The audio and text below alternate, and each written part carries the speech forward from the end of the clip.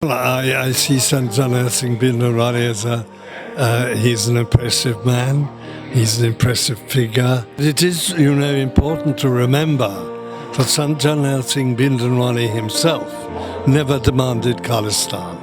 He only said, as I remember it, if I'm given it, I would be happy or something like that. By the Indian state, he is always being portrayed as a separatist. And you said that he never demanded Khalistan. And do you see there is only a propaganda? Most of the Sikhs who are defending him, saying that he is just following the saint, soldier, warrior tradition of a Sikh faith. In Sikh faith, there is a warrior traditions, and he was just following that. You also covered that full-fledged attack happened, and even after that and before that.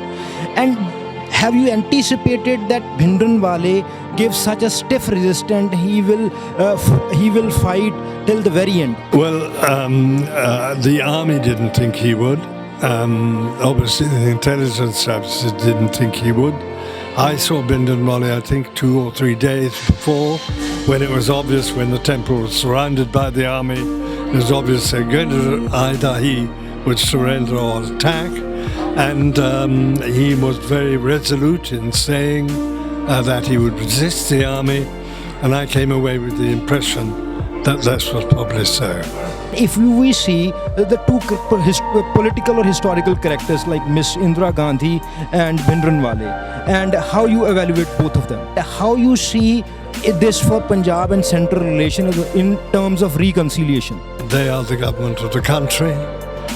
So it's up really to the country to decide what they want. You are a religious man, personally. Thanks, Mark. Be in Chardhi Kala always. Do you know the Chardhi Kala? Always in high spirits. Yes. Well, I'm in high spirits if I can go to the hotel.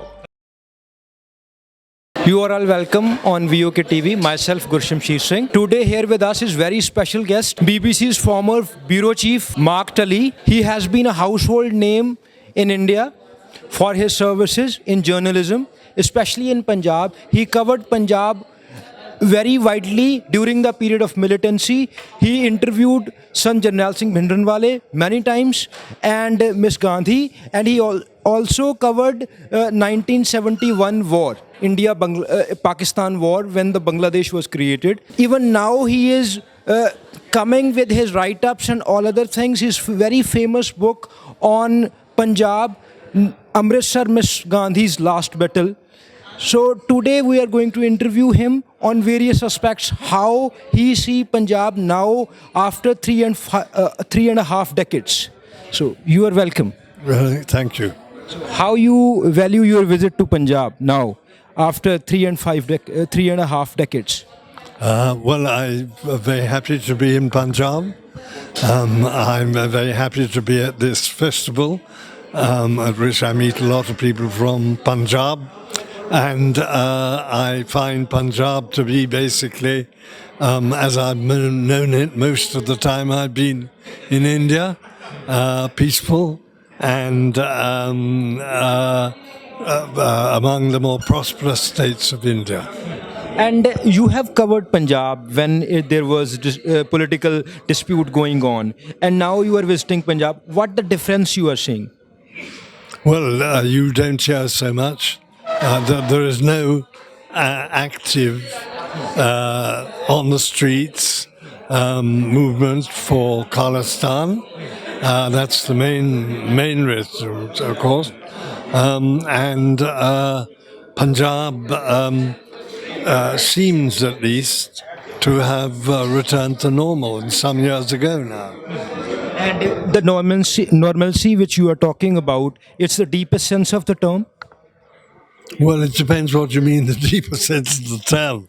If you were going to say, is there any Bhindranwale movement any longer, any Khalistan movement, I have to tell you that when I came to Punjab to mark in 2004, to mark the, 20th anniversary, I came after 2014 also, to mark another anniversary, to make programs for BBC, and in both those programs we found that there was not any popular movement for Khalistan or anything like that.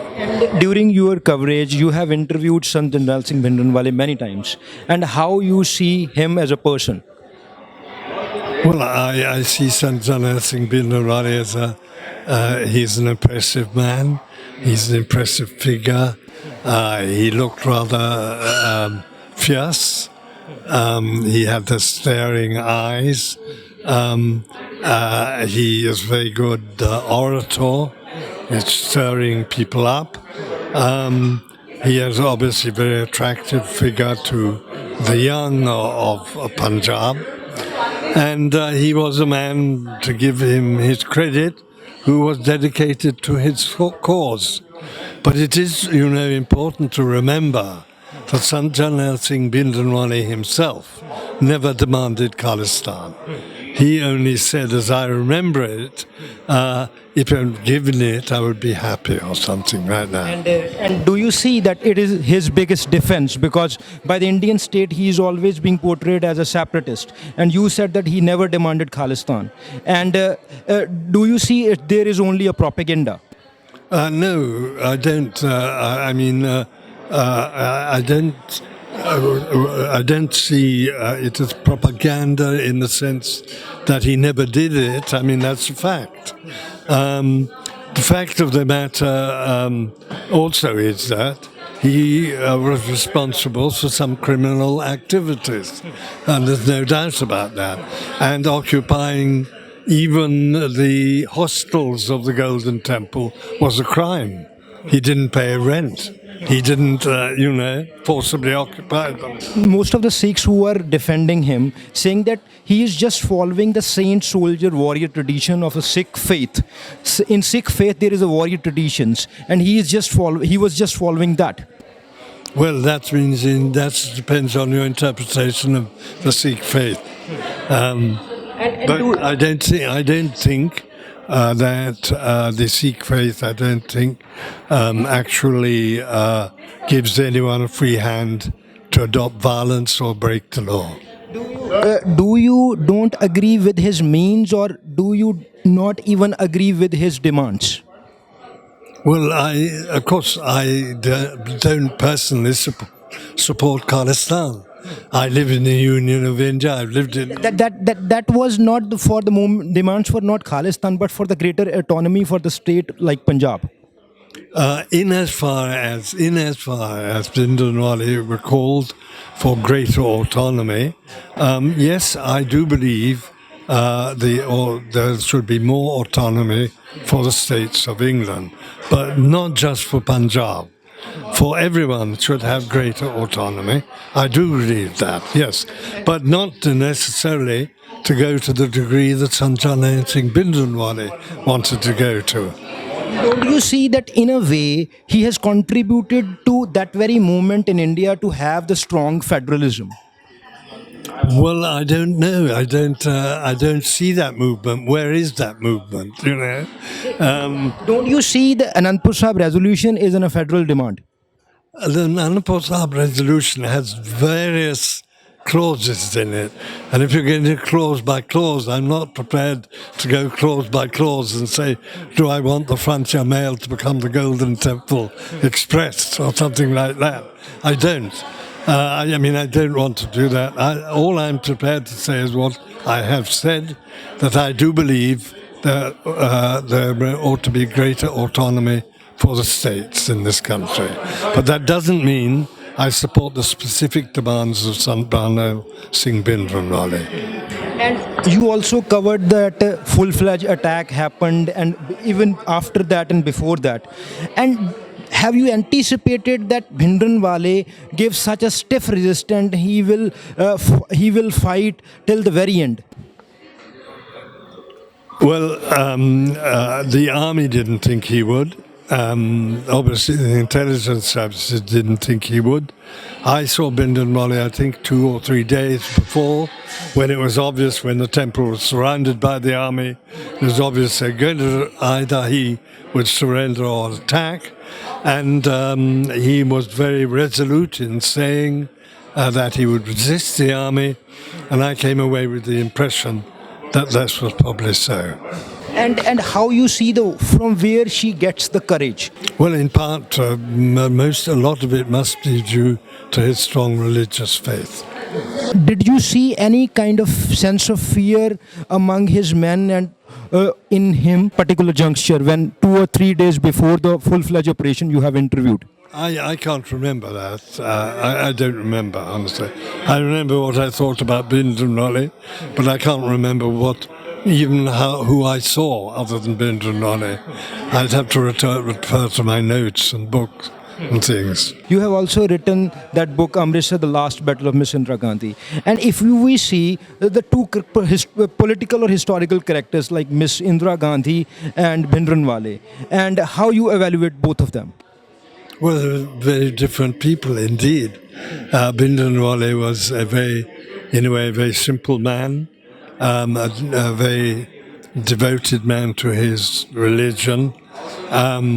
He had a very religious education as well. Mrs. Gandhi had a much broader education. She's more a citizen of the world than Bindranwale was. She was a very sophisticated prime minister. I don't think Bindranwale could ever been a sophisticated prime minister. Did you ever get a chance to meet her after Operation Blue Star? And if yes, and did you find any sense of fear among her? I didn't. No, the last time I interviewed Indira Gandhi was 1983, so it was before that. After 3.5 decades, no political demands were fulfilled of Punjab from where the movement erupted. And how you see this for Punjab and central relations in terms of reconciliation? One was agreed. The train is now called the Golden Temple Express. When it comes to river waters, when it comes to Chandigarh, and it's still pending. I know. Those are not. But, yeah, I mean, there's still disputes. But the disputes involve the state of Haryana, in water dispute, for instance. And as far as I can tell, these issues do not seem to be very live in Haryana or in Punjab at the moment, But tell me if I'm wrong. You have been an investigative journalist and honest as well. And did you see any kind of dishonesty on the part of centre when it comes to the Punjab demands? Well, I don't think I don't understand the term dishonesty in that circumstance. There is always an allegation on the centre by the Punjabi politics and the people as well in the diaspora, Sikh diaspora, that their demand haven't been heard by the centre adequately and they are not being represented and there is not a proper sense of justice being delivered to them. Well, that's what people in Punjab feel. As far as I'm concerned, I don't take a view on that. It's not my job really to interpret that sort of thing, I don't think. And do you see that what charismatic in Mr. Bhindranwale, the Sant Bhindranwale, what charismatic? I have described that.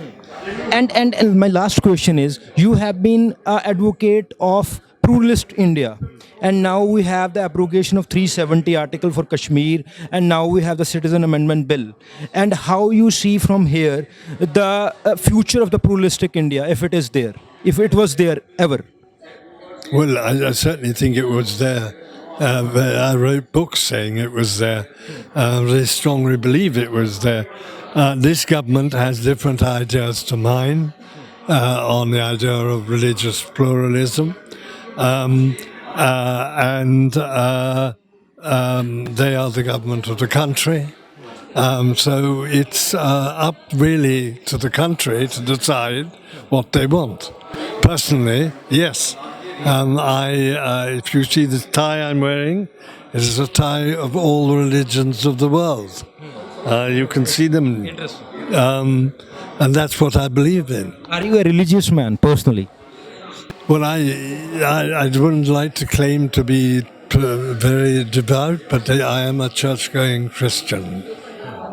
Thanks, Mark. Be in Chardi Kala always. Do you know the Chardi Kala? Always in high spirits. Yes. Yes. Well, I'm in high spirits if I can go to the hotel. Thanks, Mark. Here's Mark Tully, who has said that the peace in Punjab has come back, and Sant Bhindranwale was a very charismatic person and courageous, and he always feel that he is fighting for a just cause, though he is not advocating his means and the violence he did.